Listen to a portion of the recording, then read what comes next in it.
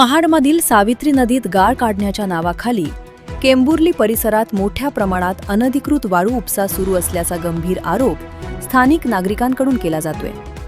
विशेष म्हणजे गेल्या 2 महिन्यात महाड महसूल खात्याने एकाही अनधिकृत वाळू उपशावर कारवाई केलेली नाही। त्यामुळे रेसगा काढण्याच्या नावाखाली महाड आणि पोलादपूर परिसरात वाळूची उघड तस्करी सुरू असल्याचं चित्र पाहायला मिळतंय। महाड शहराला आणि परिसराला पावसाळ्यात पुराचा मोठा फटका बसतो। हाच पूर आणि त्यामुळे होणारी हानी टाळण्यासाठी राज्य शासनाने महाडमधील सावित्री, गांधारी, काळ, नागेश्वरी आणि मल्लिकार्जुन नद्यांमधील गाळ उपसण्याचं काम गेल्या 2 महिन्यांपासून युद्ध पातळीवर सुरू केलंय। मात्र याच शासकीय कामाचा गैरफायदा काही वाळू माफियांनी घेतल्याचं उघड होतंय। स्थानिक नागरिकांनी दिलेल्या माहितीनुसार केंबुर्ली गावाच्या परिसरात रात्रीच्या अंधाराचा फायदा घेऊन जेसीबी, पोकलेन मशीन आणि 10 टायरच्या डंपरच्या माध्यमातून रात्री उशिरापर्यंत बेकायदेशीर वाळू उपसा आणि वाहतूक केली जात आहे। धक्कादायक बाब म्हणजे नदी पात्रातून रेसगा उपसणाऱ्या काही ठेकेदारांनी चक्क ट्रॅक्टरवरच वाळू चालण्याची चाळ बसवली आहे।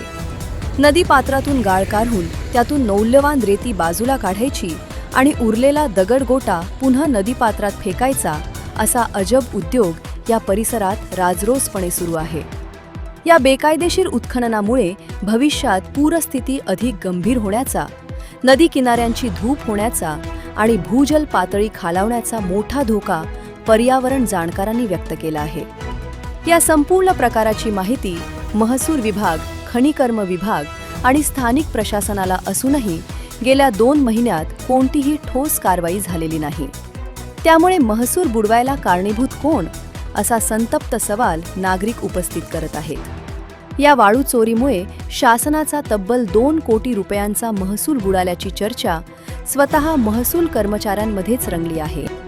शासनाचा कोट्यवधींचा महसूल बुडवणाऱ्या या वाळू माफियांवर तहसीलदार आणि प्रांताधिकारी कारवाई का करत नाहीत? त्यांच्यावर कोणता राजकीय दबाव आहे का? असे सवाल आता केंबुर्लीतील ग्रामस्थ विचारत आहेत। आता तरी केंबुर्ली परिसरातील हा अनधिकृत वाळू उपसा तातडीने बंद करून संबंधितांवर कठोर कारवाई होणार का, याकडे संपूर्ण महाड तालुक्याचं लक्ष लागलं आहे। जनोदयकरिता मिलिंद माने, महाड।